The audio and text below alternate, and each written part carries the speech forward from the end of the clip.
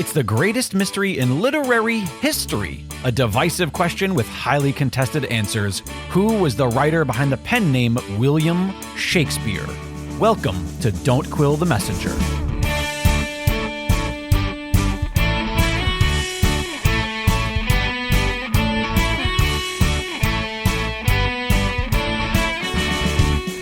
Here's your host, Stephen Sable. Welcome back, fellow Quillers from all around the world. We are indeed privileged to have this episode's guest with us today from the realm of UC Davis. He is Scott Cutler Shershow. He is a retired professor of English at UC Davis and author of several books, a graduate of Yale, New College, Oxford, and with his PhD from Harvard. Dr. Shershow is remarkable for many reasons, but what the attention of Don't Quill the Messenger brought to my attention was a piece he posted on its own from its publication titled Shakespeare Beyond Shakespeare, which is a chapter, I believe, in his book Marxist Shakespeares, which is what we're going to talk about right now. Scott, welcome to Don't Quill the Messenger. Well, thank you, Stephen. Thank you for having me. I saw the piece and I found the piece. I know the book is several years old. However, I found the piece and the contents that I reviewed to be very timely with a lot of the things that are going on in the world today with regards to Marxist belief and socialism. And I thought it was a perfect topic for us to address, and not a topic that we've ever really covered here on the program in more than 7 years of episodes. So thank you for joining us to talk about this, very interesting aspect or viewpoint or lens, I guess you would call, about the Shakespeare canon. Certainly. Thanks again. You open the book with, you open the chapter that I read with a Shaw quote. And Shaw's love-hate relationship with Shakespeare was perhaps even psychologically obsessive. Yes. Why do you think that is? Is it purely they had philosophic differences, or do you think there might have been a little bit of writer jealousy involved there? Well, I think it's to some extent. I think Shaw himself, George Bernard Shaw himself, always name-checked Shakespeare. In a way, there's a slight irony or even comedy to that. It's obviously he loved Shakespeare deeply, and yet he also wanted to declare himself to be a sort of world historical playwright, a world historical artist of the same kind. The quotation at the beginning of the essay, strictly speaking, is not in Shaw's own voice. That comes from one of his very early novels. It's not well known that he wrote novels as well, but he did before he became the famous playwright that we know him today as. And so that is in the voice of the protagonist, the character of that novel, which was called An Unsocial Socialist. So perhaps that I used it for effect because it almost sounds shockingly critical of Shakespeare in that he imagines, as it were, he says, the poetry of despair will not outlive despair itself. And in a way, I was in the whole article also, at least, not so much, I'm not arguing this so much, but I was at least exploring or thinking about the idea that Shakespeare, far from being eternal, as we always hear it in Ben Jonson's famous line, not for an age, but for all time, that maybe a later age in a better world might actually not love him quite the way that we do. Now, again, I'm not saying that as a way of somehow attacking Shakespeare. Shaw loved him. I love him too. But it was at least just thinking about that figure of Shakespeare's eternal value, and that maybe his values might seem differently in a world that had become more just. Well, you describe Shakespeare as, and I'm going to quote you back to you, Okay. as reaffirmed as an imminent, durable, self-renewing center of value and authority, at once thoroughly susceptible to appropriation, and yet precisely as such, finally invulnerable to all extrinsic claims. Does that make him accessible to all, a potential pawn of all, perhaps even an artistic victim, or representative of all, or is it that he is outright universal? Well, what I was suggesting there, again, this was some years back, and in literary criticism, in the all the many scholars and critics who do talk about Shakespeare, especially, this goes back, say, to the 1990s, but also right up to our own day. There's been a tendency to want to, I guess the single word would be to contextualize Shakespeare, to see him not so much as sort of this one unique, extraordinary figure who somehow mysteriously rears up and dwarfs everyone else, but rather to place him in his day and to see all the many ways in which he draws from his age, from writers before him and contemporaries of, in his own day, and also then subsequent to his life and work, the many ways in which his work has been appropriated, reinterpreted, and it implies ultimately a view of a work of art, really any kind, but perhaps in particular a written text such as Shakespeare's, that it doesn't exactly exist as a fixed object like a statue on a pedestal. Rather, it's a kind of dynamic thing, because writing can only exist in its interpretations, in subsequent readings and rereadings. And I think, although this book was called Marxist Shakespeare, I've also been very influenced by the contemporary philosophy, sometimes called deconstruction. And in that world, this would be a term associated with the philosopher Jacques Derrida, but he speaks of dissemination with regard to the text. That is, texts disseminate.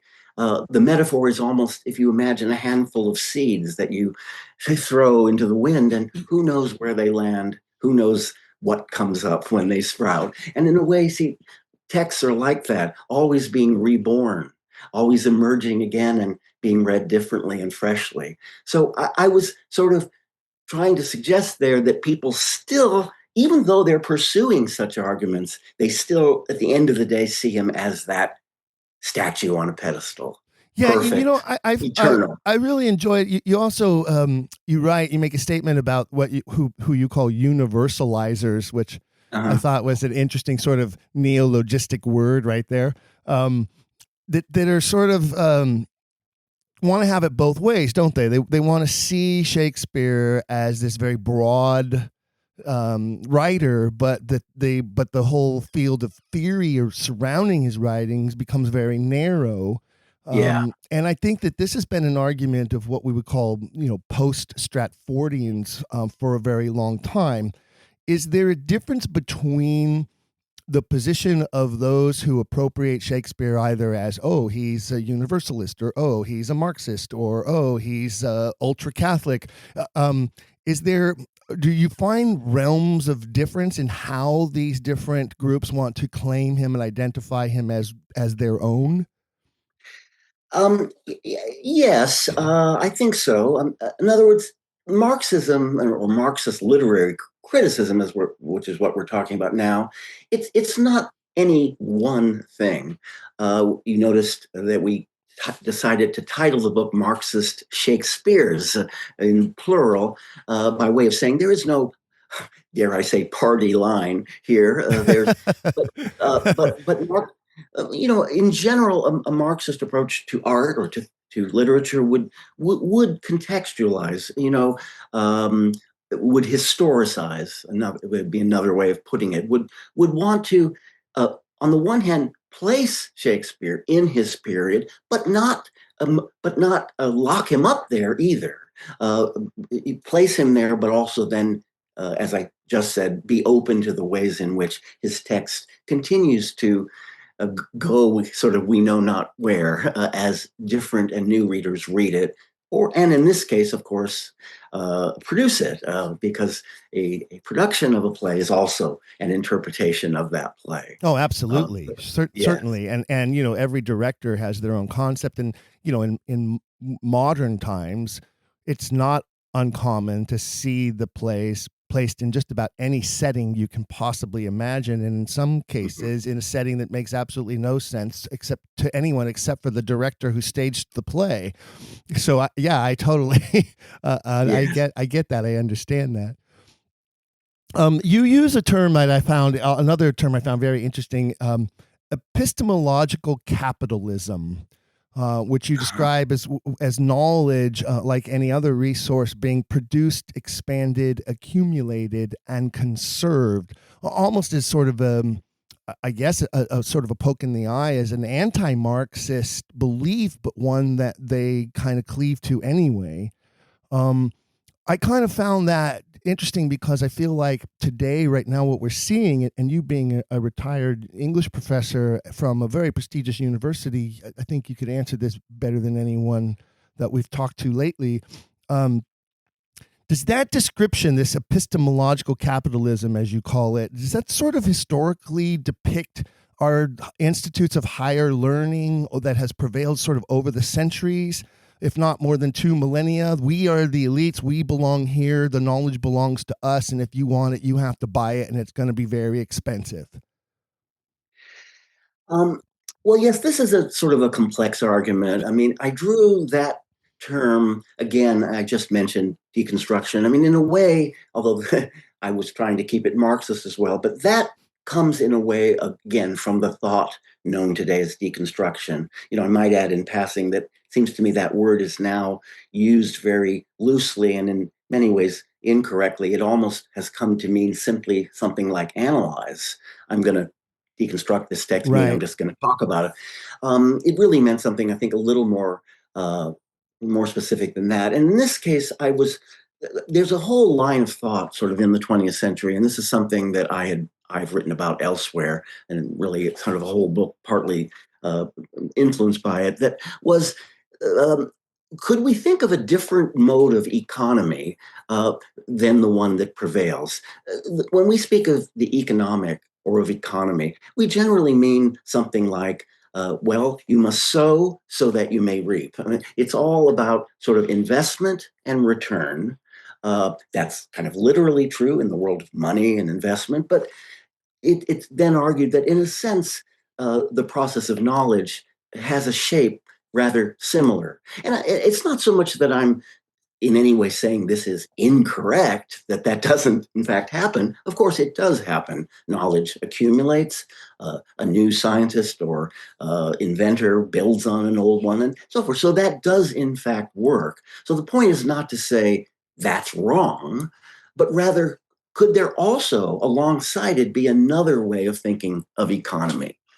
A one in which instead of it being about investment and return, this one would be about giving, and giving without thought of return, giving everything. And this, it's a little hard to imagine in a purely realistic way, but people start to talk, well, what would that mean? That would, in a way, that would be like the way the universe works. Stars pour energy into the cosmos with no thought of return. There's more energy that it isn't all just channeled and invested and carefully, calculated. There's a realm of incalculability sometimes. And perhaps that even then leads to certain kind of human things, such as one might say love, certain kinds of love where you almost love beyond calculation, beyond thought of yourself, beyond thought of what the love does for you, just pure giving. And, there've been a great many scholars who've worked on this in different ways. There's been the talk of a gift economy, quite literally, where instead of, you would try to organize economy around giving. And this emerged out of anthropology and the notion that some primitive peoples did live that way. Mm-hmm. So anyway, then the idea that you started with epistemological capitalism, that yes, that at certain frontiers of this line of thought, we begin to think, yes, that in a way the process of knowledge works a little bit like capitalism too, always accumulating. And you invest time and energy and you get a return of knowledge. And so in a way, I was wondering, could there be something beyond that we could sort of think differently about that? So that's sort of where that came from. You make so many references to so many texts and writers. I mean, you're obviously so well versed, and it's impressive to read your piece because of that. Also, you're a very eloquent writer. Oh, well, I thank found you. myself at times having to reread multiple sections over again just to make sure I understood them. So I will warn the listeners, if you dive into Scott's writings, be prepared, because he is verbose and eloquent and very, very descriptive, not unlike our man Shakespeare. One of the people you reference the writings of Bataille, and you sort of talk about his own struggle, as you say, to think the unthinkable, and hold fast to value construed as negative rather than positive, destructive rather than creative. And then you say reckless and wasteful rather than prudent and thrifty. Can you sort of expound on that a little bit and share with me why you think that struggle exists when it comes to Shakespeare? Well, it's a hard question. I mean, Georges Bataille was one of these 20th century figures who's hard to categorize. He wrote poetry, he wrote novels, and then he did a lot of other writing, which hovers somewhere between literature and philosophy. He was not really a professional philosopher or a trained philosopher, but and when you pick up one of his books, like in fact, he ended up dying with a lot of unpublished work, is that kind of figure as well. But one of the books why doesn't that surprise me, actually, when you think about his writings, you know?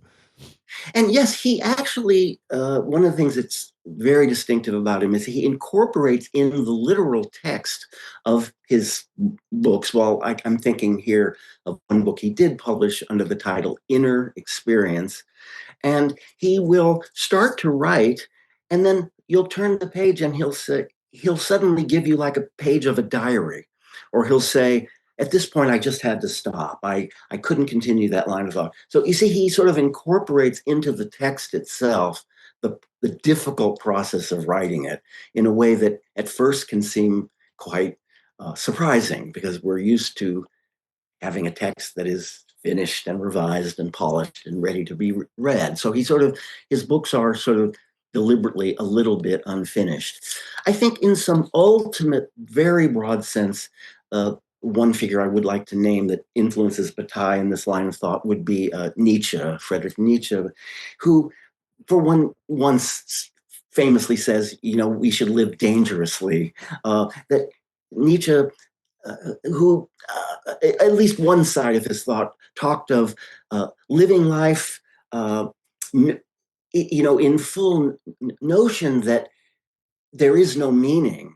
I mean, there is no cosmic meaning. There is no God, no judgment, no. This is this sort of pessimistic view of the world, which is not original to Nietzsche. That comes from earlier 19th century thinkers, but that Nietzsche accepts it, but then says, what would it be to live bravely and face this world without flinching, without regret, without nostalgia for a world where there was a supreme being who judged us, and and so forth. And then could we live dangerously and in that world and love that world as it is, accept it totally and wholly. So I think this idea that what Bataille called it, he's in a way, like, he's building on all kinds of other anthropologists who did speculate about a sort of gift economy. But then Bataille imagines, well, could we speak of two economies? One, he called it restricted, but that one would be what we normally, I think most of us normally mean when we say the economic. Again, sowing in order to reap, investing so that you get something back from it. And he said, could there be a general economy? He called it general because, as I said a moment ago, he thought of it as the economy of, if you thought of the whole universe, the whole cosmos, he thought was a general economy. And he even says, for example, is not nature a kind of general economy? Nature, some species are evolved in such a way that they live in, there are millions of individuals and the individual means nothing. And, thousands of individuals always die in the process of life so that a few survive and reproduce. So nature is prodigal in that way. It's not, nature doesn't penny pinch. It gives abundantly and overflowingly, and even allows destruction. Embraces destruction as part of creation. So that's sort of what he was trying to imagine as a general economy. And interestingly, at the end of Bataille's life, he started to imagine that this might have practical significance. I think that part of it is a little harder to show, but he pointed to things like, he even said, for example, that the Marshall Plan after World War II was a kind of general economy where the victorious nations paid to help rebuild their defeated and enemies whose lands and factories had all been destroyed, and so that we were sort of giving freely. Now, I never actually looked at it that way, but that does make a lot of sense, doesn't it? Now, you could be cynical about that too, and you could say, well, weren't we doing it so that we could do business with them later? But at least this was, again, something to be speculated. And I think, again, the idea of this general economy, in a way, one must think of it as kind of a thought experiment. What I mean is, it's not so much a real thing that we will set up and have tomorrow. It's a thought that there could be something, ways in which the normal ways in which we act and economically and otherwise are not always the whole story, that there could be other ways of living and other ways of thinking about all kinds of things, including the very process of knowledge, of philosophy or scholarship and science, the whole process of creating knowledge. Well, one of the things I also found interesting is you talk about your intent of this particular essay, and at one point you mention that the familiar the theoretical strategy envisions Shakespeare, but then you put in parentheses, or his text, as the source of this radically non-economistic generosity and abundance. Why make the distinction between Shakespeare and his text? Can the writer be separated from the text? Does the text match the writer? Might be a question as well. So I found that curious.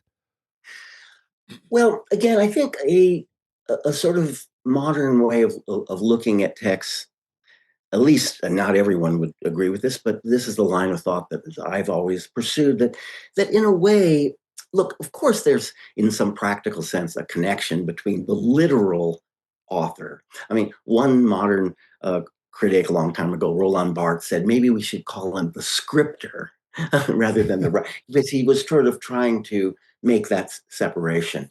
But sure, you could talk about, we actually don't know all that much about Shakespeare. We know all the basic facts of his life, his birth, where he went to school and so forth, where he lived. But who was he as a man? It's a little hard to be sure. But no doubt there are, something about him and his life experience how could it be otherwise, must go into his writing.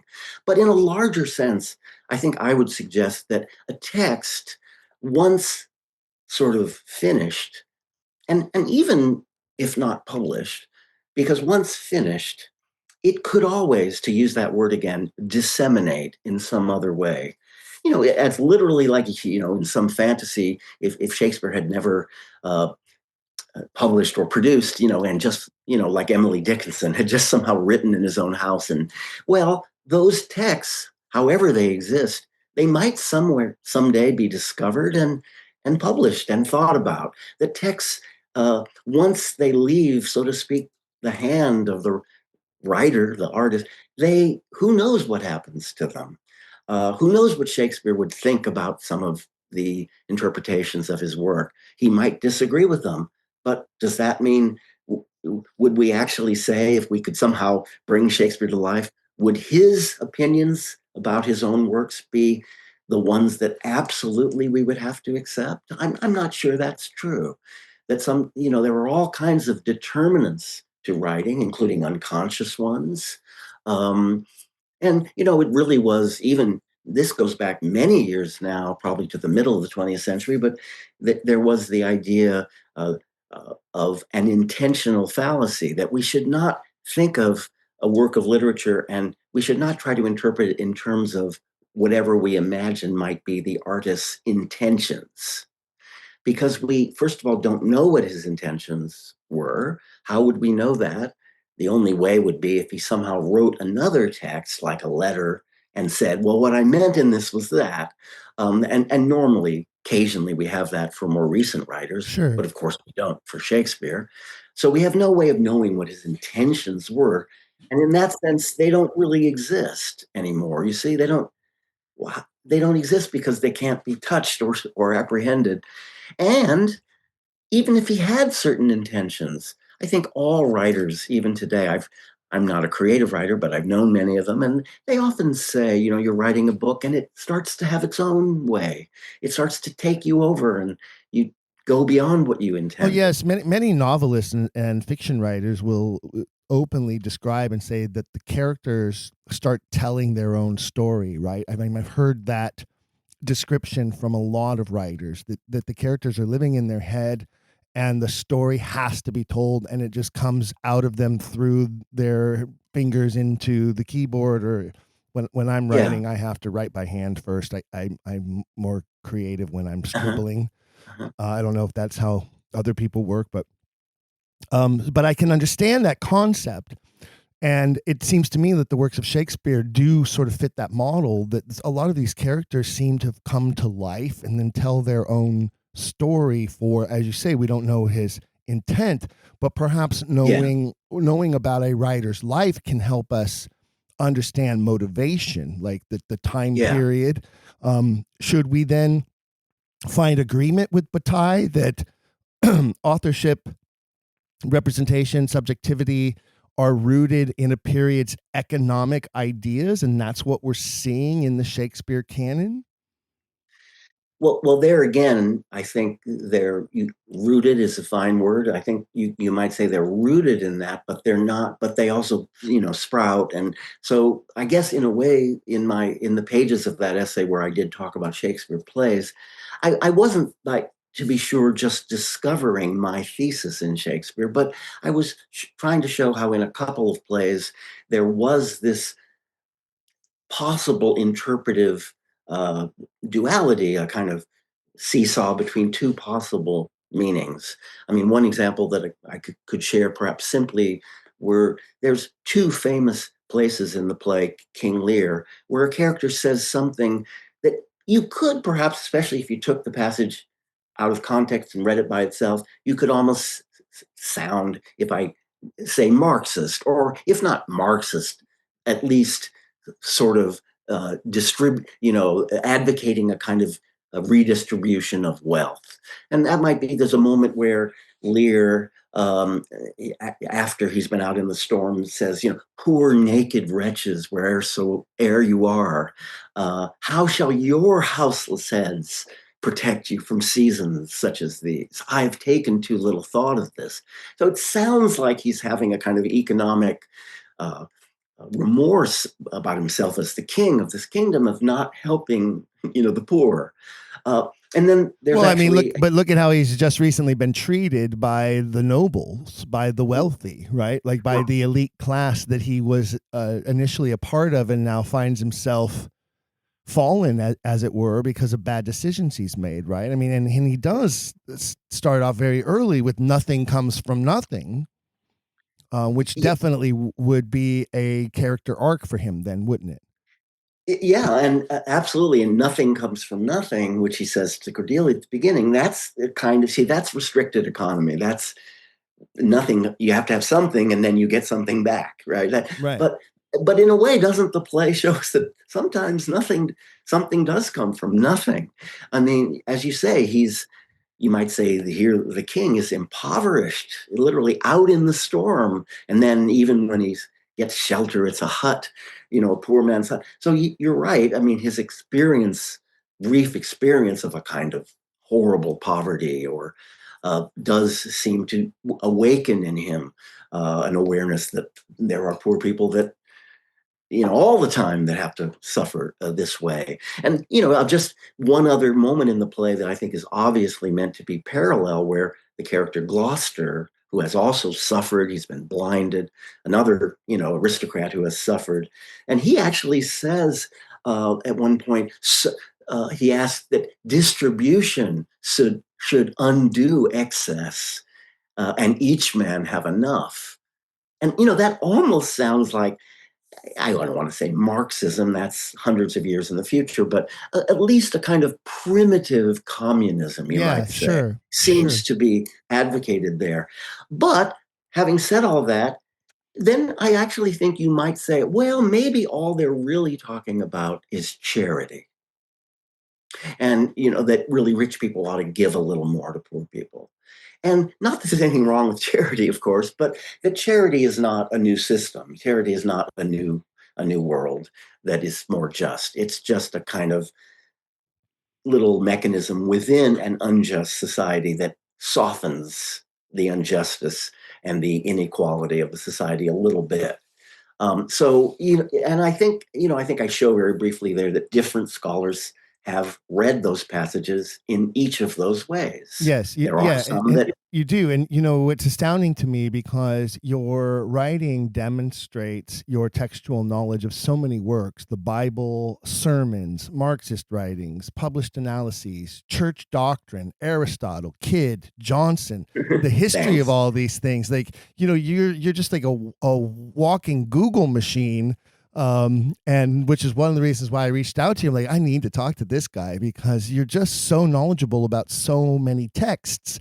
And I think that that's what makes the writing compelling to me anyway, is that when you refer back to a different text, the connections that you make or the contrast that you demonstrate is very illustrative of the points you're trying to make. And I think it's brilliant. Well, thank you. Thanks for your kind words. I appreciate it. You also point out, as you said earlier, you love Shakespeare, and obviously everybody listening loves Shakespeare. But you use some very kind words I don't think Shaw would have ever used. You call Shakespeare anticipatory. You describe him as having sort of a prescience. So which is a great word, by the way, I love that word. He's very prescient. But you just made a point about, well, maybe it's not Marxist because Marxism shows up so much further down the line historically. But if we're talking about him as being anticipatory, as being prescient, does he really maybe see the future in that way? Is Shakespeare sort of Nostradamus-like in certain ways? Well, you see, I wouldn't say that William Shakespeare, the man, who, by the way, I totally believe the man from Stratford, William Shakespeare, the man who is quite well documented. I mean, we don't know his heart, but we know about as much about him as we know of anyone of his age. So it's not that there's any problem with knowing who he was. And of course, he wrote the plays. I mean, all the fantasies that someone else wrote them are really quite implausible. But so I don't think the man was Nostradamus. You see, I don't think the man somehow was able to look into the future and imagine us. Rather, he was an imaginative artist who took in all kinds of currents from his own world. And because he's also using his imagination, that his texts become magic mirrors, where we can read all kinds of things in them. So that, I think in all likelihood, because if one looks at Shakespeare, the man, he seems to be a normal man of his age. Not, people talk of him as being very likable, and certainly one imagines that. But, he bought property. He was a businessman, actually. He almost certainly made more money in his life, was more financially successful than the vast majority of the other Renaissance playwrights that we remember. Many of them were a little more bohemian, we might say, than he was. But he was a very sort of middle-class man who, came from a country town, Stratford, but moved to London. He was an owner of the company that did his plays, and he seems to have made, he wasn't like, what we would call a billionaire. He wasn't a super rich man, but he was able to retire back to his hometown and buy the biggest house in town. So he was clearly he retired and became a prominent citizen of this town. One can see that actually in the church in Stratford where he's buried. His grave is right at front. He was one of the prominent members of that town. You don't see him as sort of an anomaly when you compare him to, like, if we look at Marlowe, who was a spy for the English crown. If we refer to Johnson, who ended up in the court of James writing masques for the king. If we look at Lilly and Munday, who both worked underneath a very wealthy nobleman for a large portion of their life. Kidd, Fletcher, Beaumont. You don't see him as sort of an anomaly because all of those names I just mentioned, who are contemporaries of his, all ended up in much higher positions and under much better patronage than we have ever seen any evidence about the man from Stratford. Yes, he did not really. I mean, his company clearly performed at court, the King's Men, but you're right. He did not live his life based on aristocratic patronage. And you're right that, say, Ben Jonson did. I'd have to sort of look it up. I don't think Kidd, I think some of the other earliest playwrights like Kidd and who would be some of the others, they were trying to make a living, as writers, many of them, and not always all that successfully. And some of them we really don't know much about. Like, we don't know very much about Webster, Thomas Webster, who wrote at least, two plays that are among the ones we remember, The Duchess of Malfi and The White Devil. We know very little about him, actually. And so I don't think I wouldn't call him an anomaly. There were sort of, I think you could place him among his contemporaries. And indeed, he clearly knew them. Johnson clearly knew Shakespeare. He writes about him as if he really knew him. He says, I loved the man. I found him frank and open. And I think one imagines Shakespeare that way. I think he's a little bit unusual because, as I just said, he actually was financially successful in a way that I think most of the other playwrights, it's hard to think of another one that managed it that way, because mostly they were just writing it as sort of piecework. You'd write a play and the company would give you some money for it, but there weren't royalties or anything like that. So that was it. Whereas Shakespeare, because he had he was one of the owners of the company, so he profited from the profits of the whole company. So I think I'd be willing to say he's unusual or distinctive, but calling him an anomaly, I think, is a little strong because I think he can be placed in that world and among his contemporaries as writers. Another play that you touch on besides Lear that I thought was really interesting, your comments about, was Merchant of Venice.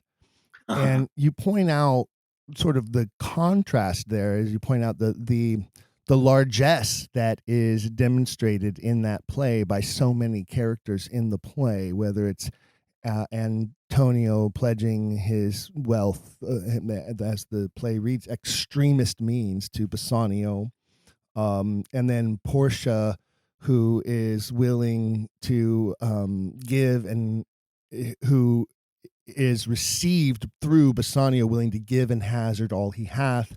Portia offers to resolve Antonio's debt of 3,000 ducats by offering to pay 6,000 and then double 6,000. And then treble that, she says. Jessica spends 80 ducats at a single dinner, and a significant portion of her patrimony on a honeymoon spree, as you write. And then they all come together and sort of oppose Shylock, the usurer. That's a very interesting point to make about this particular play that is about borrowing money and the condemnation of charging interest, very biblical. But the way that everybody's just kind of throwing money around all over this play, aren't they? Yes. Well, there I was trying to put some pressure on the very familiar reading of that play one which again is not dead wrong. It's just that it may not be the whole story. But that familiar reading would be, okay, so on the one hand, we have Shylock, who is, a money grubber. He's, he only cares about money, and he only cares about his investment and the return on it.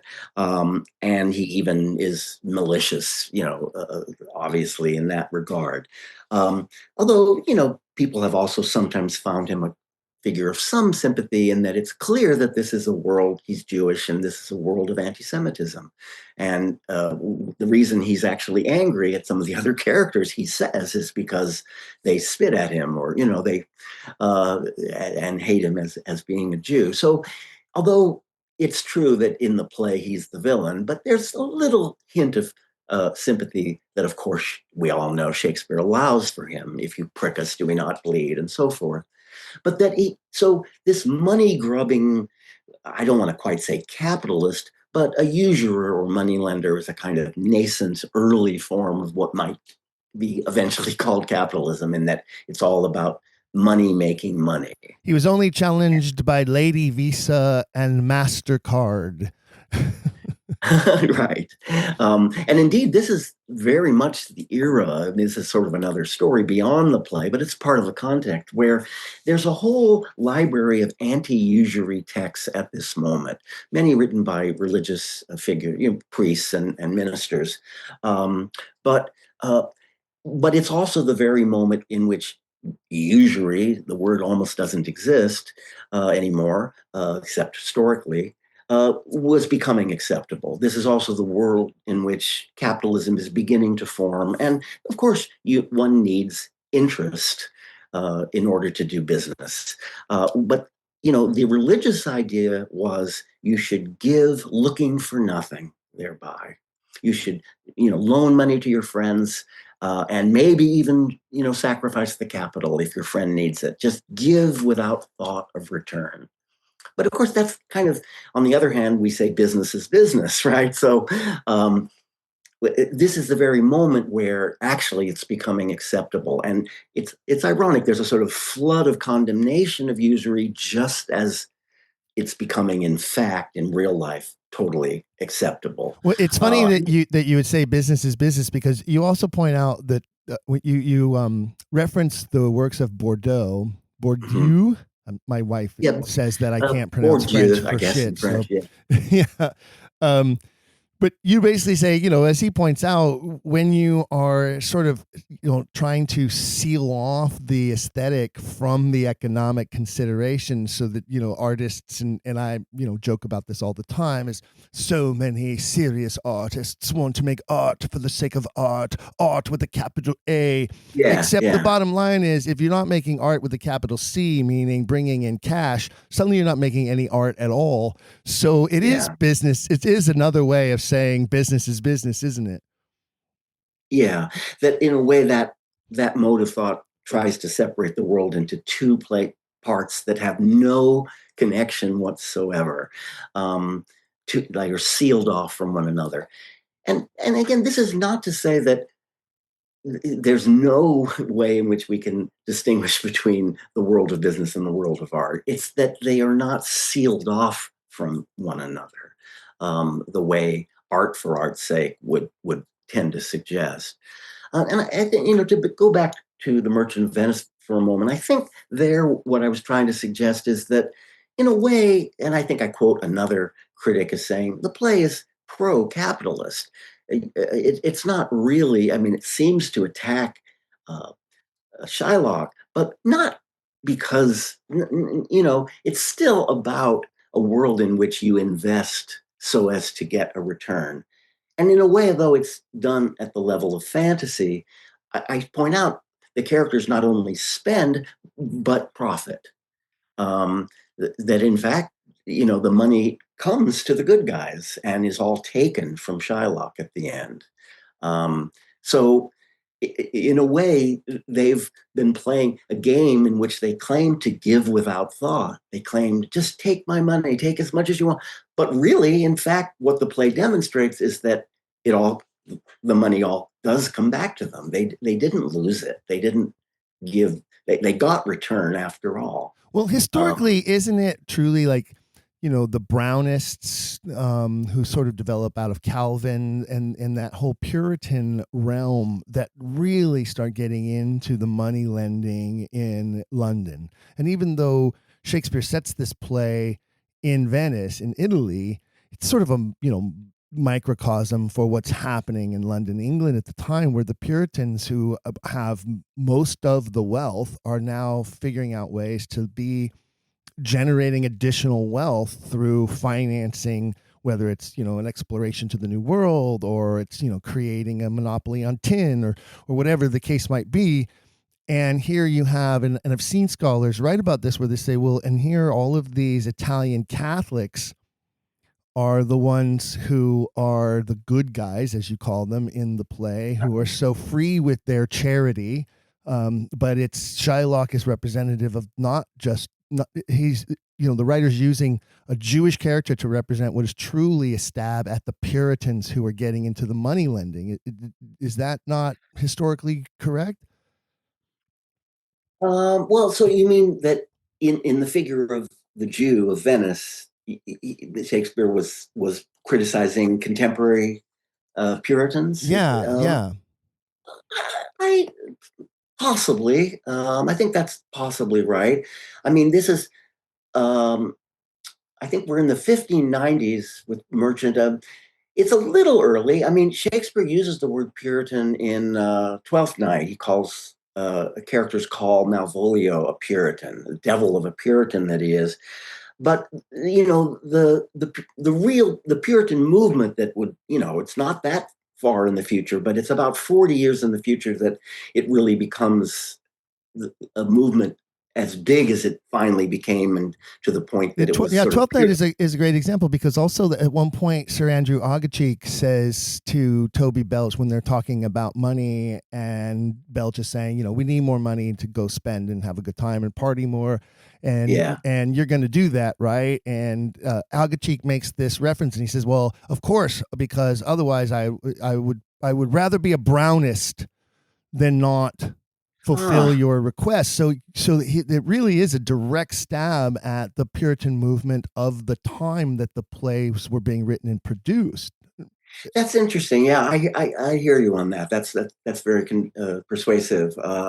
So yes, I mean, I think Shakespeare is clearly not a Puritan. I mean, he not as they would have understood the word. I mean, he's a mainstream, I think, Church of England sort of person, I think. There have been some efforts to claim that he leaned a little toward Catholic. I don't find those all that convincing, but it has been suggested. But yes, I think what I finally I say about the play is that he sort of indulges us in this fantasy of giving without return, but really, in fact, it's a play about relatively wealthy people. Portia is clearly quite wealthy, and who actually, in an odd way, through the events of the play, profit. They end up profiting and doing well. And part of that is just the normal structure of a comedy in which, there's supposed to be a happy ending for the good guys. But yeah, I think you're right. There certainly, this is a moment, people have famously said it's a moment of sort of anxiety that I think people, sort of around that turn of the century, Shakespeare's career happens to just, his 20 years of real work are like 1590 to 1610, very roughly. And, that's a period of transition. And, the next age is going to be different. And so, yes, I do think that's plausible. I think, actually, I hadn't really thought of that, of Shylock being a stand-in for a Puritan. But, that's a very interesting idea.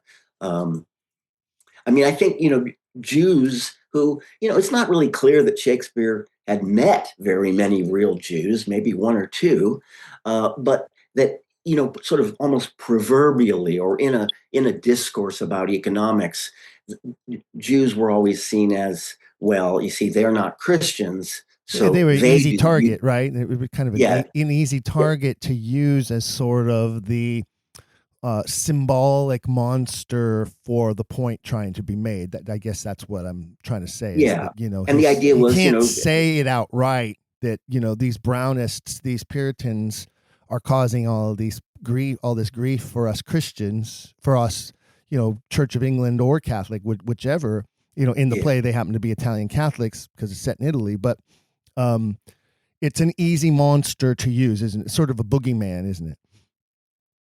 Yeah. And, in fact, we know this, that, there were Jewish bankers. And it's partly because Jews were, of course, shut out from any other profession when they were living in Christian countries. They couldn't obviously go to the church, but they couldn't be in politics. They couldn't teach at the university, so forth. So, for some wealthy Jews, money lending it did become a path. And in fact, Jewish money lenders or early, we might say proto bankers, were in fact used even by monarchs for funds. And then you turn around and morally blacken them for being usurers, which is nominally prohibited to Christians. Although, as I've already said, this is exactly the moment where they're finding ways around that. Right. They're finding ways to, in practice, get interest, but not quite call it that.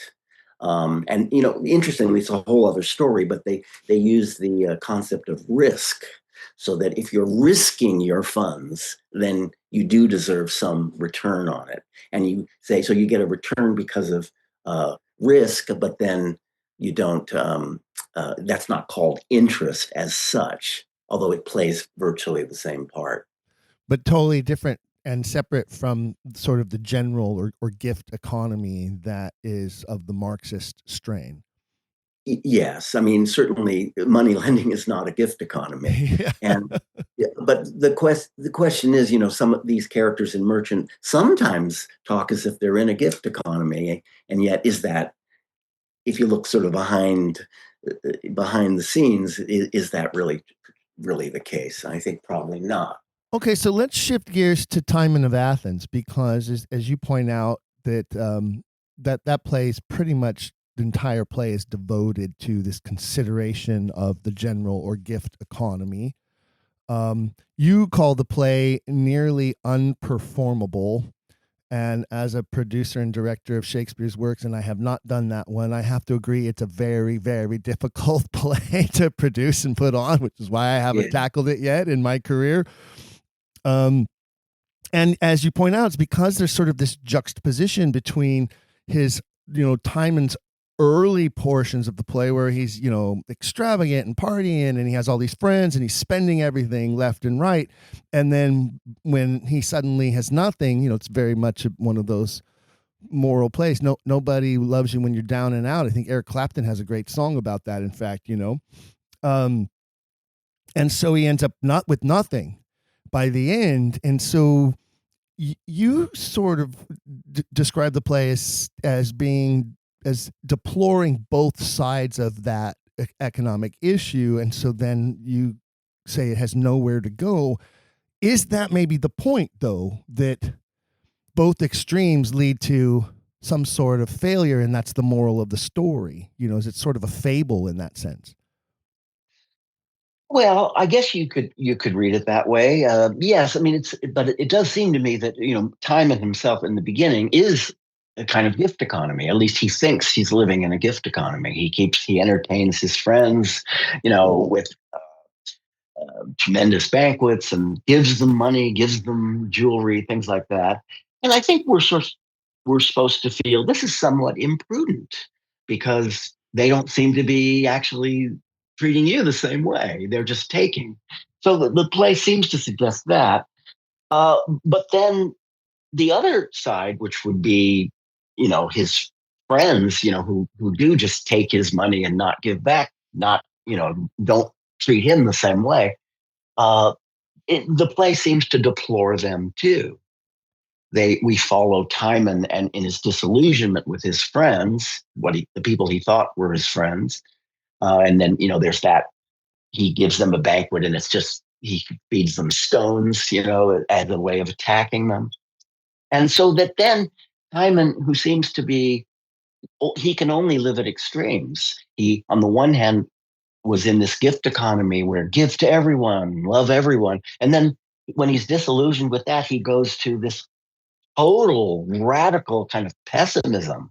People are terrible. The world is terrible. It's worthless, and goes to live, out by himself, on a, sort of not comfortably. Sort of And the then opposite ironically, lesson of Lear, right? It's sort of the opposite character arc of Lear, who also, as we talked about just a little while ago, has this sort of enlightenment about his condition and about the plight of others, no?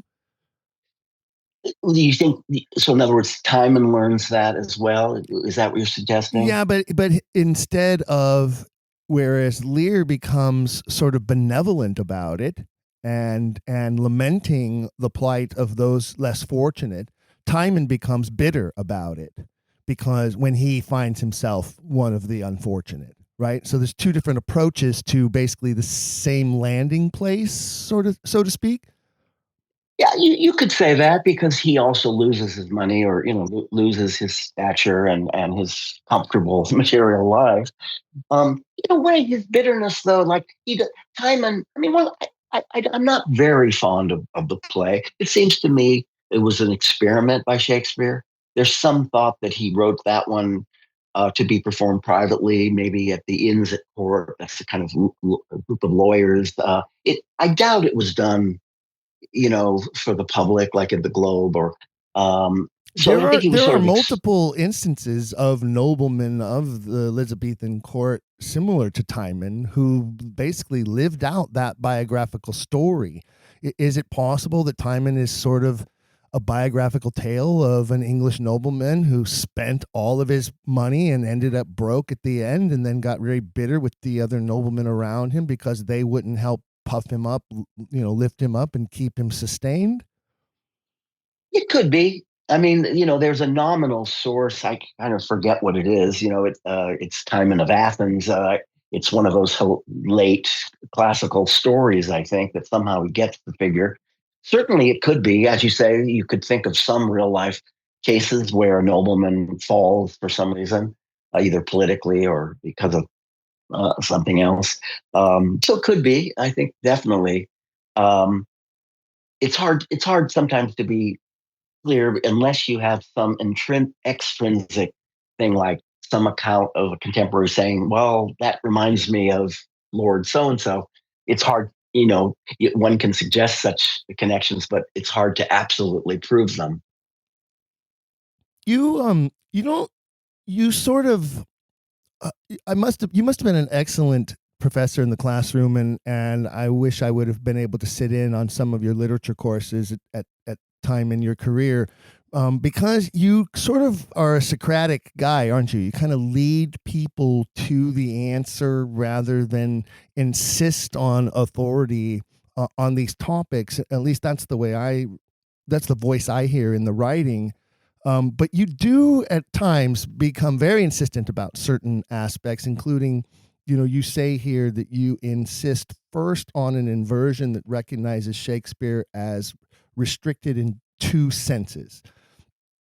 And I found that to be interesting because it is one of those rare moments in your writing where you're like, okay, here's where this guy says, and here's what this says, and here's what tradition tells us, and here's the path we can kind of walk along here. But when we get to this signpost, turn right.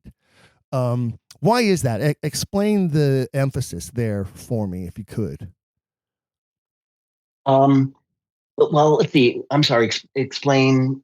Just say that one more time. Explain. Yeah, like why at this point, why on this issue, the sort of inversion of the idea that Shakespeare is general economy and Marxist is restricted economy, you say no, Shakespeare, you insist that Shakespeare is restricted in two very distinct senses.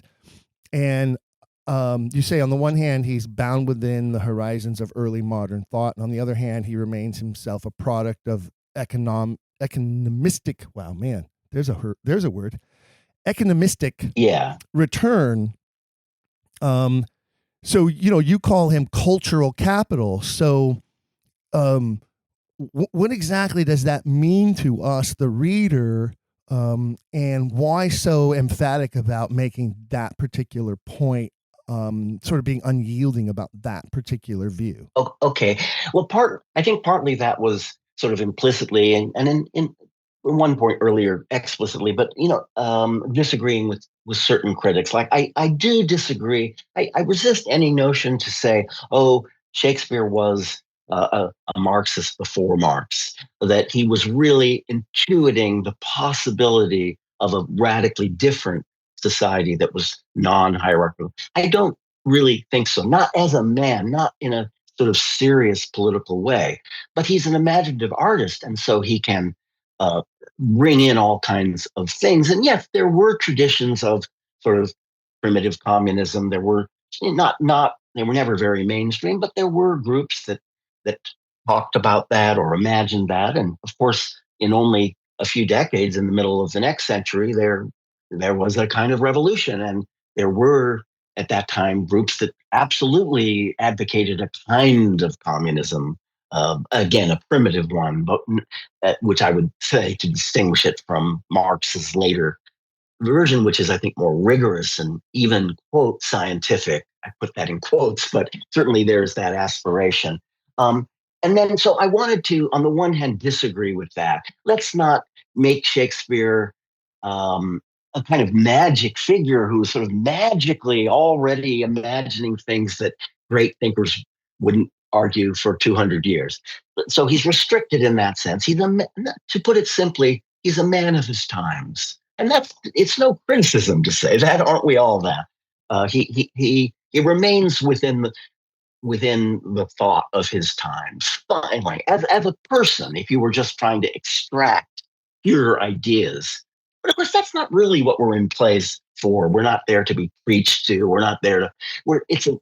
It's drama, I absolutely agree. And yeah. it drives me crazy when I go see a production and some director has decided that they're going to use a Shakespeare play to beat the audience over the head with their own personal pet cause or message that they've decided the play contains, even though there's absolutely no evidence whatsoever that that's what the message the play contains. It drives me batty.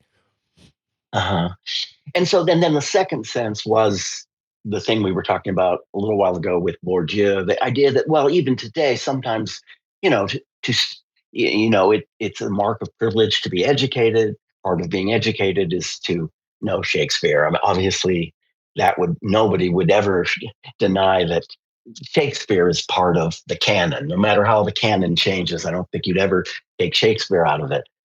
So that in that sense, he's part of our society's structure.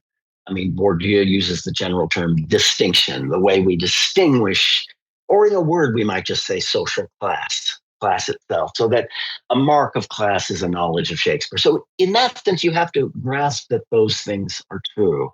But at the same time, I don't mean to reduce Shakespeare to that and nothing else. And I go on to say that where it becomes, again, this general economy is, again, dissemination. That anytime you produce Shakespeare or interpret Shakespeare, that interpretation is itself given.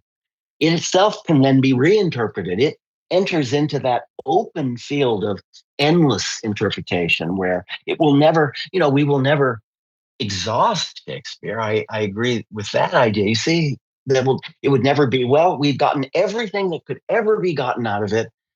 Every production from now on will have to just repeat old ones. No, that moment will never come.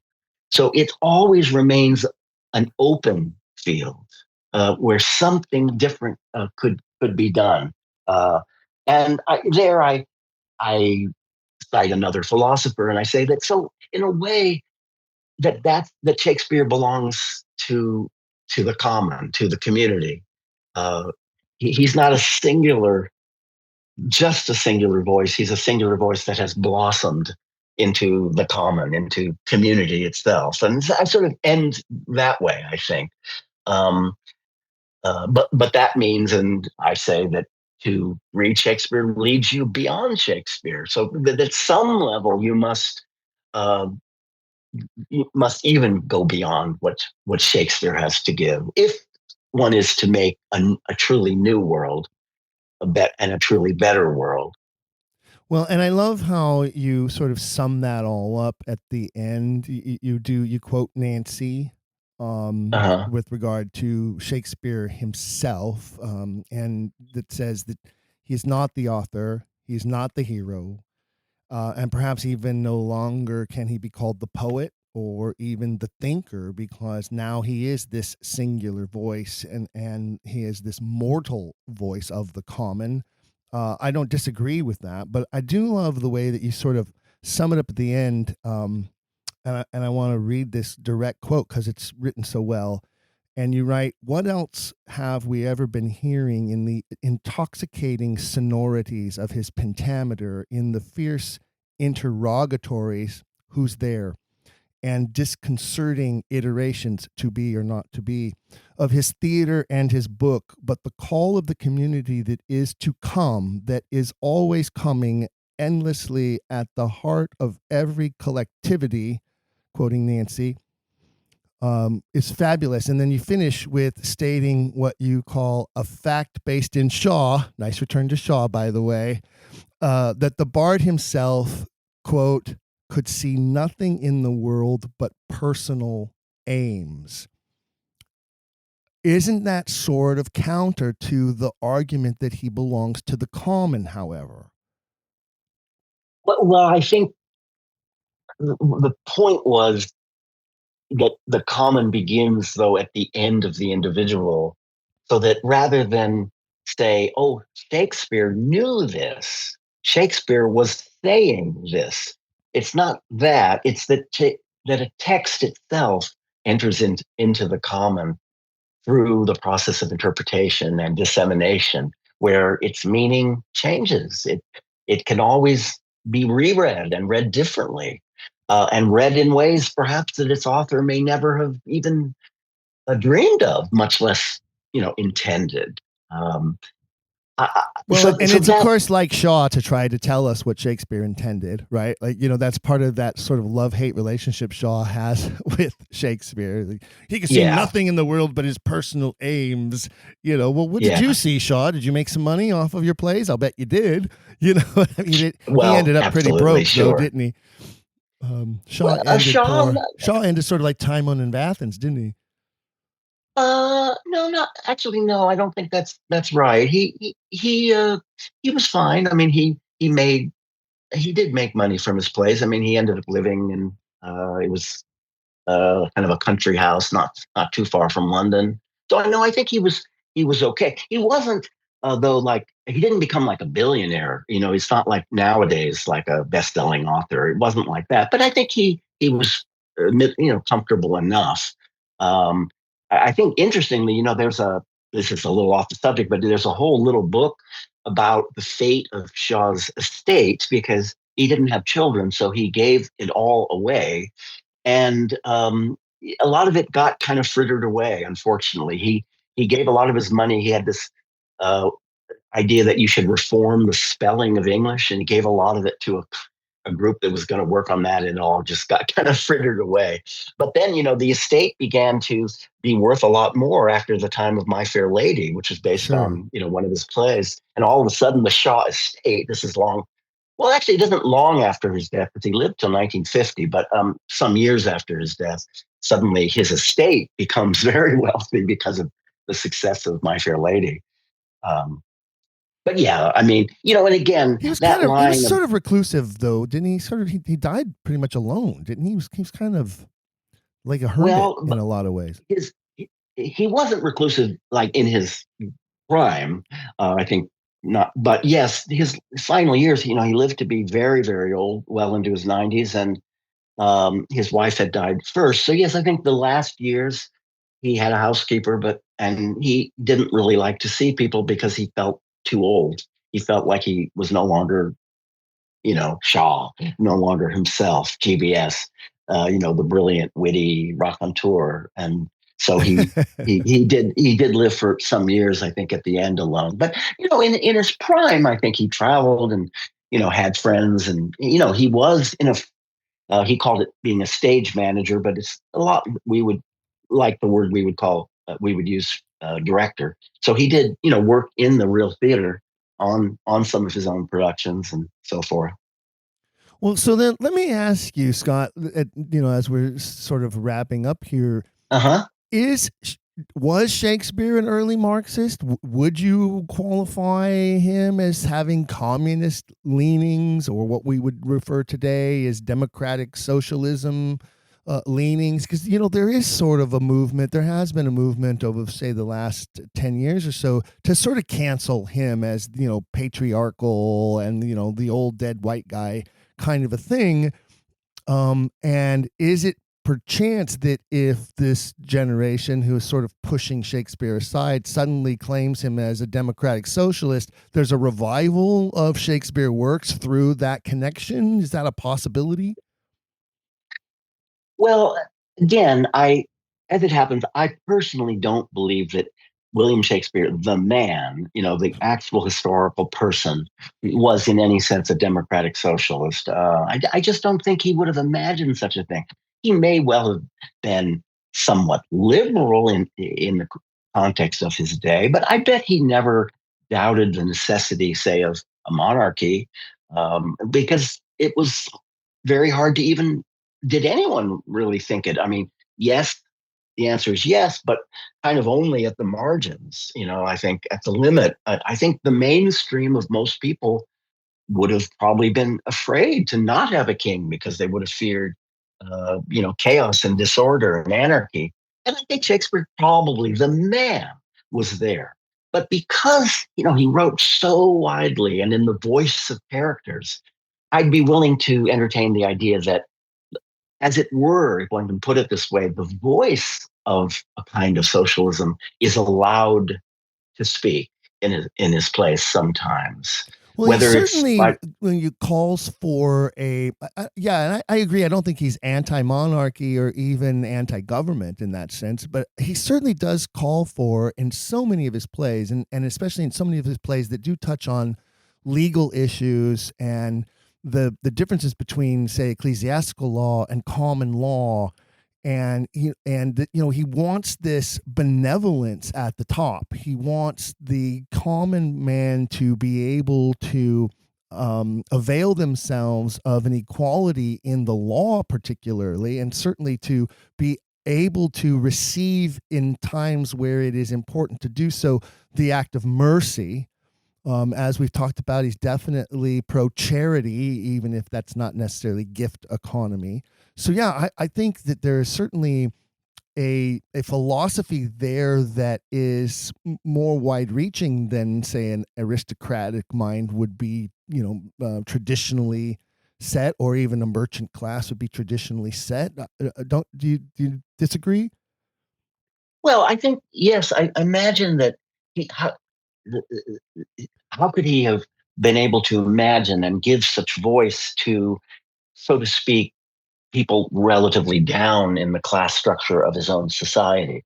But even there, like, one of the most vivid examples of that would be poor Tom in King Lear, who, but that's really an aristocratic person. It's really Edgar, Right. son of an aristocrat, who has to, for certain reasons in the plot, disguise himself, and he becomes a kind of naked beggar. And then that figure, we are allowed to entertain that figure and to deplore a society that allows such a thing, that allows some people to have to live almost nakedly outside. I think Shakespeare was open imaginatively to the idea that the world could be improved. See, and I imagine him again as a decent sort at the very least, and again, but of course, even, let's just say, and nothing against these, but a traditional kind of Christian value would be to give to your poor neighbors in their time of need, give looking for nothing back. And I think Shakespeare could easily entertain such things, and those things are good. I don't mean to in any way be disrespectful to such things, such ideas, but they don't make the world better. They soften the inequities of an unjust world, but they're not committed to actually changing the world structurally so that no one would have that kind of poverty. Well, yeah, So I and think he that, definitely doesn't believe that there is a possibility of any sort of utopian society, or fantasy type of Atlantis type of thing where everything is beautiful and perfect and wonderful and everybody has all that they need and shares everything. Yeah. That's certainly not there. Yeah, I don't see that there in him. I mean, if he anticipates later modes of thought, in some ways, one a little more negatively. I mean, I think there are moments when he anticipates the philosophy that might be called pessimism, which is really associated with the 19th century, a philosopher like Schopenhauer and so forth, and other. At times in Shakespeare, I think you feel a bit of pessimism, like, for example, in Lear's mad scenes where he says the world is hardly worth living in, the famously and movingly, um, uh, we came crying hither.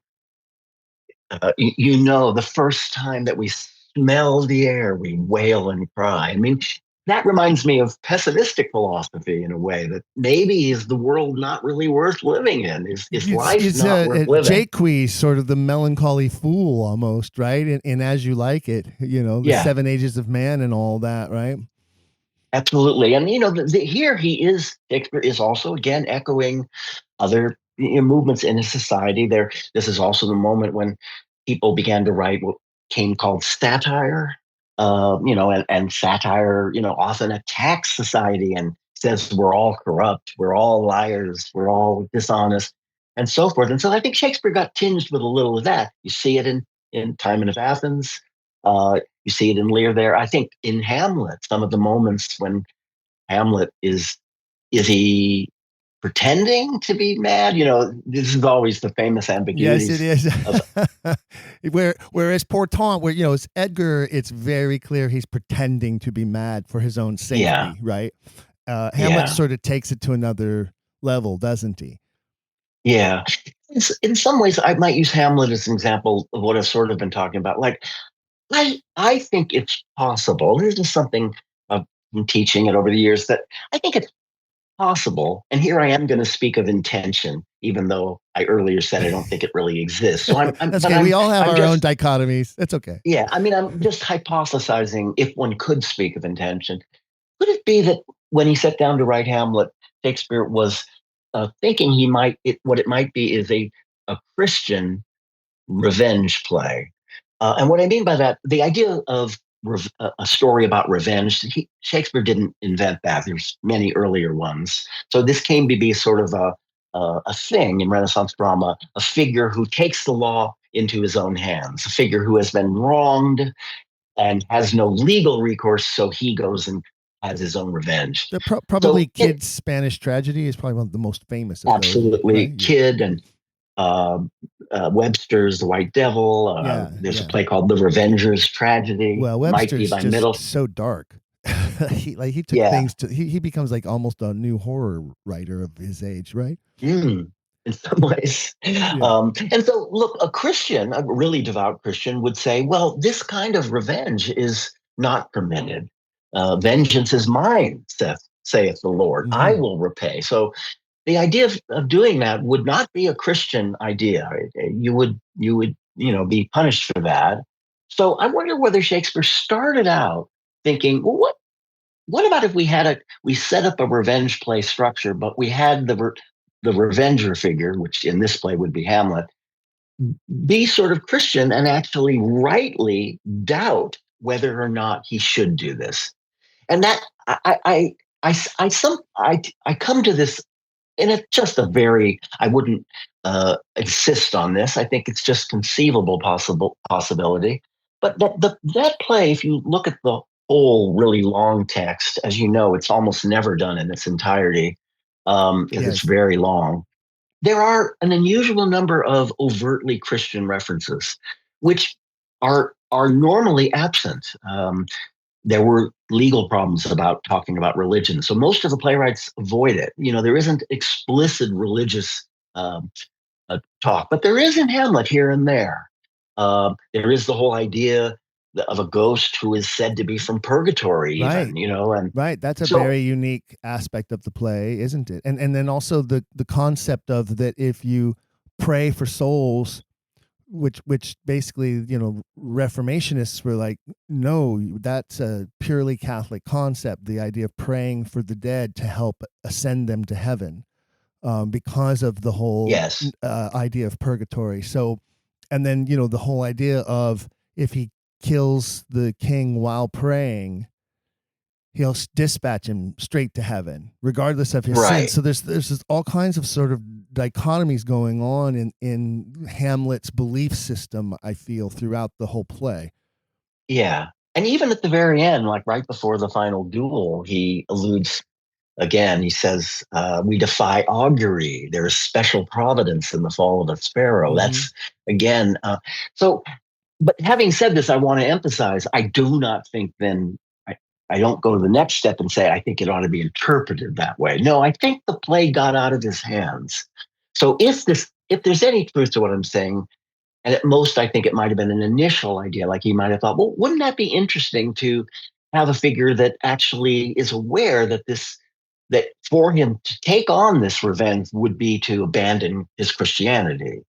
And what would that look like? And I think somehow, though, the play got out of it, went a different way. And if anything, is Hamlet a Christian? Well, nominally, the answer has to be yes. What else? But yet, that's not how it feels. He feels more like a modern pessimist, doesn't he?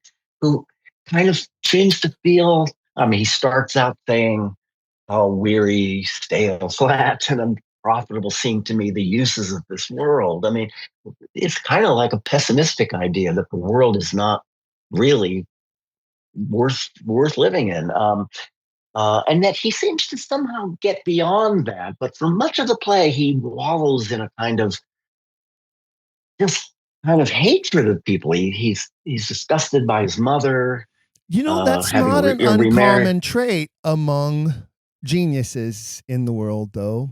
They kind of try to, they sort of isolate themselves a lot from other humans because they literally just don't have the patience and the tolerance to deal with their lesser man, as it were. I mean, I see Hamlet is very vainglorious in that way. Like, he knows he's the smartest person in the room, and it bothers him that other people aren't as smart. Kind of a feeling I get from him as a character. Yeah, well, perhaps. I mean, he seems that way in those middle scenes where he's sort of teasing Polonius and all the, and Ophelia and such. Yes, tedious fools, right? Yeah.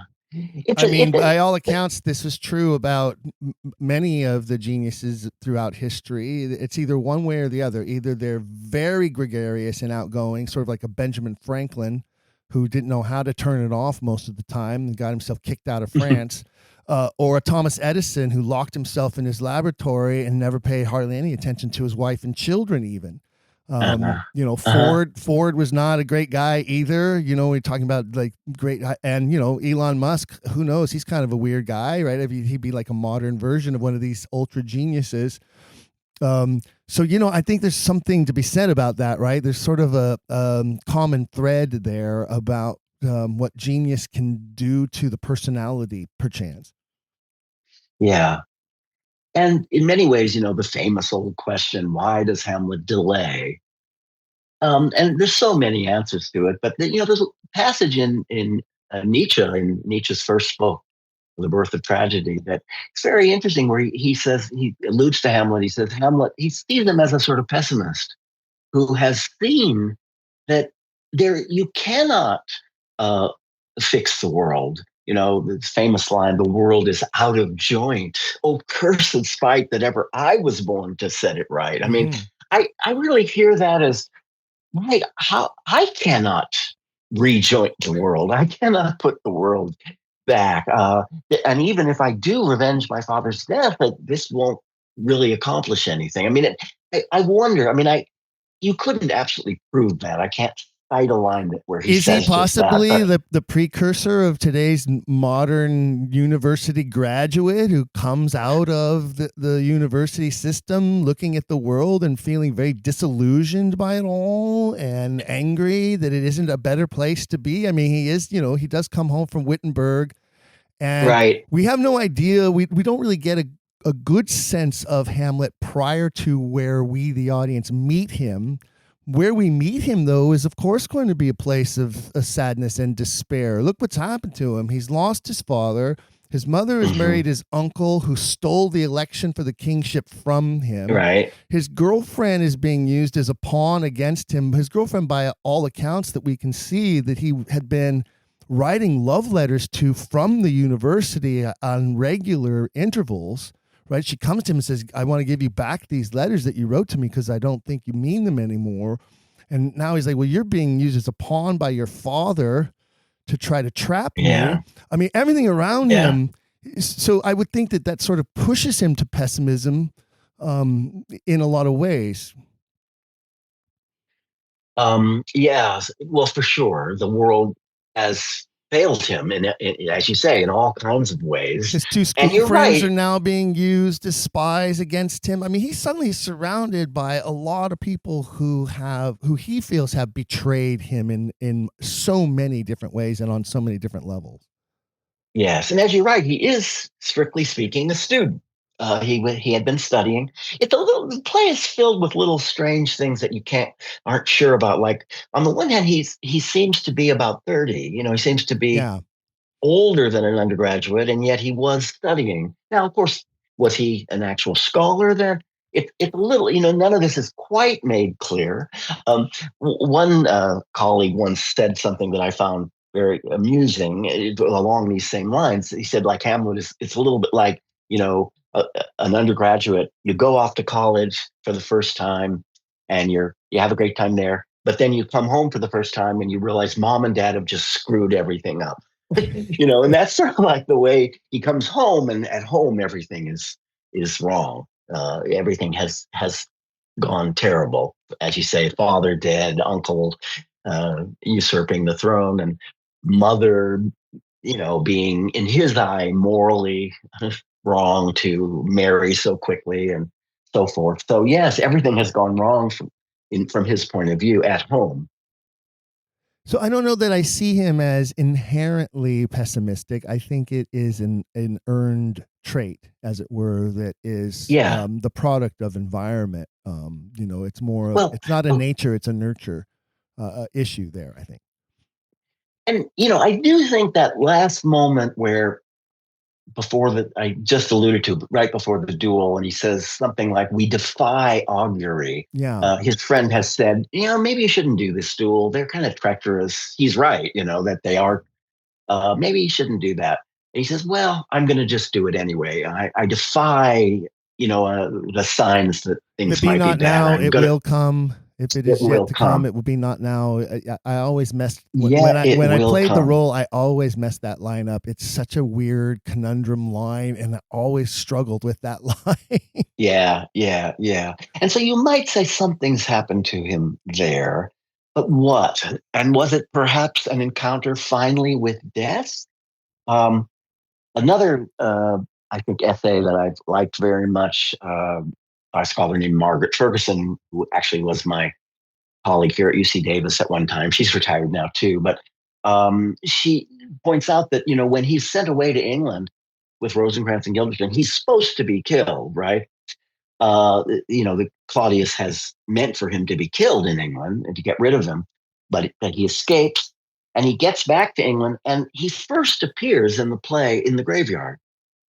It's odd, it's Ophelia's funeral, but first time we see him after allegedly going to his death, he's in a graveyard, which is sort of interesting. Has he become something of a ghost himself, or at any rate has the character, so to speak, encountered death, and he has also delivered death at that point to three people. So I think that the debate about his own soul has maybe already been changed.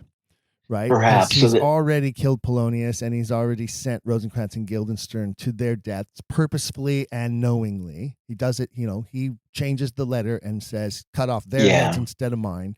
So I think there's a maturation of some sort of his concept of where his own soul is destined to land. And that certainly would change you in a lot of ways. Killing Rosencrantz and Guildenstern, a little questionable. I mean, they might have, all right, it's true, Claudius brought him in to kind of spy on him, but did they deserve death for that? I mean, it's a little harsh, maybe, but so it's interesting. He's not incapable of action. That's the funny thing. People talk in about. fact, he said his response is, "They are not near my conscience." So he's over it. He's like, "No, they deserve to die. They did it. They got involved, and they get what they deserve." And he says that to Horatio, his friend. He says, they are not on my conscience. And Horatio's response after a moment is, "Why, what a king is this?" And it's interestingly ambiguous. I guess the main meaning is he means Claudius. What a king is this to have sent Hamlet to his death? Right, but for trying to murder Hamlet. Yeah. But on the other hand, could that be Horatio saying, well, if you became king, you'd be a lot that same way. You just sent them to their death. I mean, I don't, again, it's not like that's the right reading, but I do think sometimes in text, it's like there are readings that, while not the right one, the absolute one, they're sort of, they whisper too, like as an alternative possible meaning that sort of is there too. So I think it is very strange. There's many things about that play that are strange. Another one is that in the very beginning, in the ghost scene, if you might recall, he's with some other people because there are those guards, and they're much more lower class than him. He's Marcellus and Bernardo.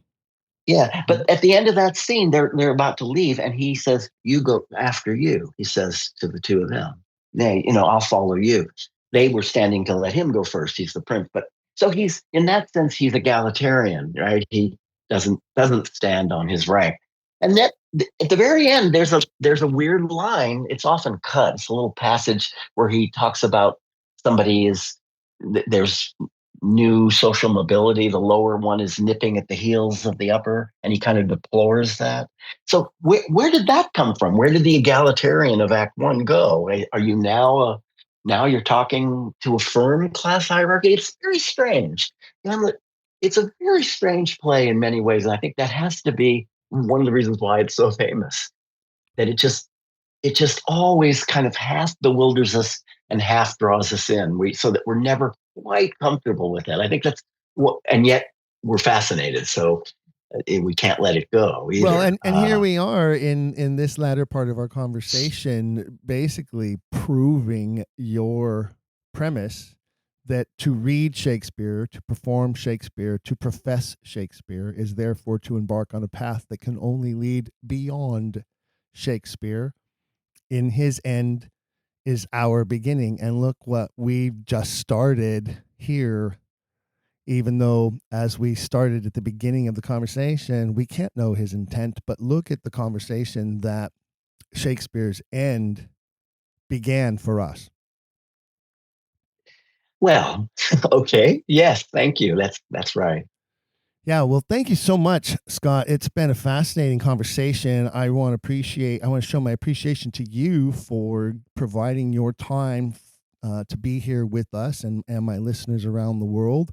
Where can they find more about you, more of your writings?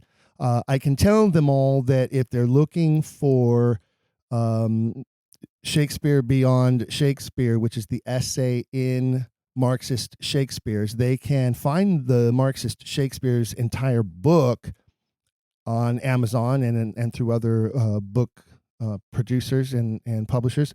But they can also, if you go to, they are not a sponsor of the show by any means, but academia.edu is where you can find Scott's essay, which will probably want to lead you right to the book anyway. So you might as well just go buy the book. Yes. Yeah, I have some of my work on academia.edu. If you Google me, you would also get my university website, which just lists things I've written. I might mention one of the last things, most recent things I wrote. It's a few years back now. It's not about Shakespeare as such, but it's a little book that was part of a series of books that is, I think, still being published. There's quite a number of them. That was called Object Lessons. And the idea is that you would write a sort of short book, it's not very long, about objects. So, I mean, all kinds of things have been written in this series. There's one called, I think, Golf Club. There's one called Dust. There's one, Dust. I mean, there's all kinds of things. And mine was called Bread. It quotes Shakespeare here and there, but it's a short and rather accessible book. It's actually even small, kind of fits in your hand. The trim size is small, and I think you could read it. One could read it in a few hours. It's not a hard read, and I think I tried to make that one sort of accessible to what we like to call a general audience, and so perhaps. Some of your readers, if you think any of this is interesting, would find that little book and a pleasant pleasure to read. Well, Bread, as I mean, it's such it's literally a staple of history, isn't it? So, what an object. I mean, there are all kinds of implications about the importance of bread. Yeah. And I do bake bread. That's sort of a hobby of mine. So that was one of the reasons I chose that when, as a possibility for that series. And I'm sort of happy with it because it's unlike my other books, which are like the one we've been talking about, is of course an academic essay. Now, does it this one's at all delve into the chromatistics of bread?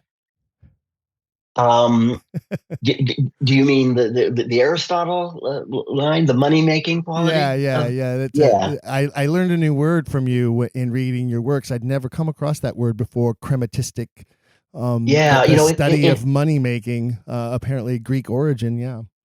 Yeah, it's very interesting that word has not really gone into the language. I mean, it exists, but it's not familiar and we don't use it. We do use the word economy all the time. Mm-hmm. And that word is also from Aristotle. It means literally household management, oikonomia, economy. And then, so economy for Aristotle was, good because yes, you spent money, you invested, but to make a good life. It was all about life.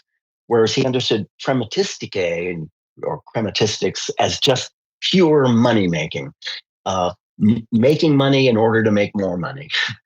And for Shakespeare, that would have been like Shylock. You see, like that would have been how like Shylock is sort of ridiculous because really when at one point he's offered like what is it twice his principal or something, he should have taken it. Why did he hold out to kill Bassanio, out of sheer malice, you see? So, and it's funny that if Shylock had just kept to his money-making and really made that his absolute value, he actually wouldn't have done this. He would have taken the money, I guess, right?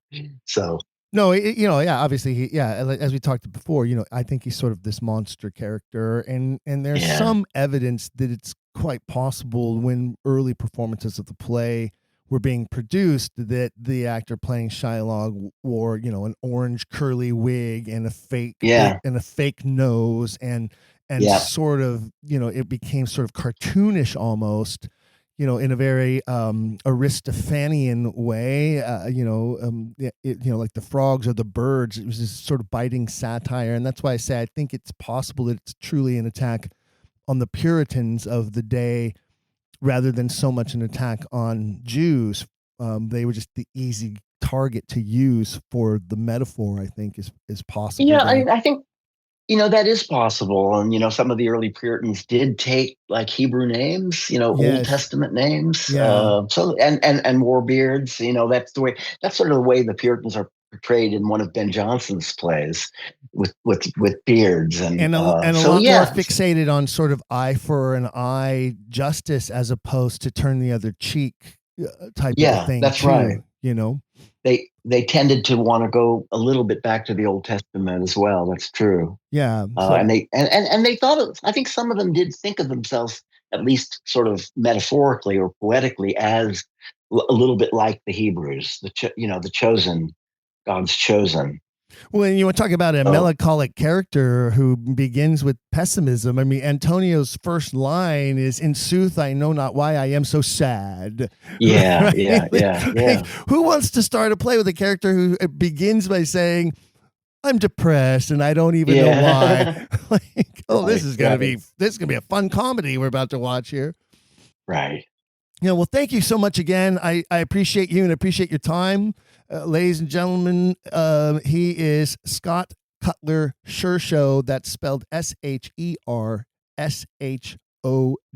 You can find him online, as he says. You can find his publications, and you can even get a dose of bread. All right. Well, thank you, Stephen. I appreciate it. It's been very interesting. Well, there you have it, Quiller Nation. Our thanks again to Professor Shershow for yet another fascinating discussion about the greatest canon in all of literature. I have to say how incredibly humbled I am by the number of renowned scholars, accomplished authors, skilled educators, top entertainers, and all-around super sleuths who continue to accept my invitations to be a guest on this program. I look back at the more than 150 different guests who have graced the Quiller Nation with their work and insights, and it's just astounding to me sometimes, the list of names there, and what they have contributed to this topic and to the study of this topic. And it isn't slowing down. This 8th season is shaping up to be one of the best ever. And there are even more exciting guests already in the queue to come. In fact, we are currently booking guests all the way into June at this point. And with the coming event at Gray's Inn on May 9th, we have so much going on here at Don't Quill the Messenger. That said, I know I'm behind in responding to emails from all of you, but go ahead and keep them coming. I will get to you, I promise. Never fear, the Bard Man is here. I'm just a little swamped at the moment. And much of what we were doing is preparing for May, of course. And every day, something new develops about our exciting event. And every day, we see increased registrations. We are looking forward to a packed house there in the Great Hall at Gray's Inn, and we want you to be there too. I can't wait to see all of you at the pre-event tavern party Friday, May 8th, so that we can toss back a couple of pints together, and then, of course, share this incredible experience with you in the Great Hall at Gray's Inn on Saturday, May 9th. The advance team recently conducted a walkthrough at the site with the staff there who are very excited to host us. And then also out and about spreading the word to some of the largest law firms in London. But of course, that means barristers and solicitors are starting to register as well. So I'm telling you, fellow Quillers, you want to get your ticket and make your reservations now. It's the perfect time to book your airfare.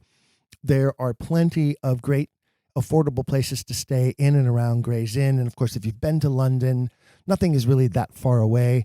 And cab rides and public transportation are very accessible and easy to use. This is an event that you are going to talk about for ages. Why, yes, I was there in the Great Hall at Gray's Inn, the very place where we know for a fact that Shakespeare was once performed, the very place that hosted the infamous Night of Errors. I was there when his works were performed again, when legal experts and scholars shared the bard's exceptional knowledge of the law, when members of the Inns of Court in attendance learned that Shakespeare was indeed one of them. Man, I get chills just thinking about it. It's so exciting. Remember, all the information you need is at monumentalshakespeare.com. Monumentalshakespeare.com. You can find all the details, registration information, everything that you need to know. Monumentalshakespeare.com. Come make history with us as we set the historical record straight. And don't forget to visit our Patreon page for further insights, special posts connected to various episodes, and to become a Patreon member. Remember, there is a free member option to just stay informed, as well as, of course, the contributing member options to unlock that growing bonus feature library and to help support our work. That said, It is time to welcome producer Jake to announce the March Quiller of the Month. Jake, work your magic. Hey, thank you very much, Stephen. Hello, Quillers. Once again, I am given the honor of naming our March Quiller of the Month. It's my birth month, so this is a really special Quiller of the Month because, you know, it's kind of like you're sharing an honor with me because obviously, like, it's my birthday. It's, you know, I'm the Quiller of the Month, if we're being perfectly honest. But yeah, I'll share it with this person who will be decided at random from our eligible patrons over at patreon.com/don'tquillthemessenger. I have entered all of the eligible names into the wheelonames.com, which is just this random name picker. And without further ado, the wheel is a spinning, and our official March 2026 Quiller of the Month, right on the edge, is Heidi. Simply Heidi, no last name given. Congrats, Heidi, and thank you for your support. Thanks to all of you for your continued support of the program. As I always say, we would not, should not, could not do the show without your patronage. I also want to say really quickly before I throw it back to Steve to wrap things up, I've noticed this great little influx of folks who have joined the Patreon as little free patrons, just so you can necessarily see the posts, get the emails, all that sort of stuff. I do hope that some of you will consider clicking one of those tiers and taking a peek behind the curtain, a peek at some of the fantastic bonus features that Stephen has put together for you. And yeah, all in all, thank you guys so much. Always fun popping in here. Congrats to Heidi on your official Quiller of the Month status. I'll give it entirely to you. I won't even claim half of it for my birthday. Although it is the 9th anniversary of Dragon Wagon Radio. Probably should put that out there. It is the 9th anniversary right now, like this week, March 11th, was the very first episode of the very first podcast that came out. So happy 9 years to Dragon Wagon Radio, and stoked that Don't Quill the Messenger is a part of it. Okay, I've rambled. I really need to not drink so much coffee before I do these. Back to you, Stephen. Thank you, Jake. And thank you to all of you who keep us going month to month. We promise to keep the content flowing. We promise to continue to bring you new exciting guests and returning guests with new information to share. We promise to respond to your comments and requests eventually. We promise to continue the push to share this mystery with the world. And most importantly, we promise to keep asking questions. If you've enjoyed today's episode, please leave a rating and review in your podcast player. For even more, visit our website, don'tquillthepodcast.com. There you can find official merchandise in our shop, as well as a link to our Patreon. This show is made possible by people like you. We hope you'll consider showing your support by becoming a monthly patron, where you'll receive bonus material and tons of exclusive perks. You can also join in the conversation on our Discord and by following us at Don't Quill the Pod on all social media. All of this can be found at don'tquillthepodcast.com. don'tquillthepodcast.com.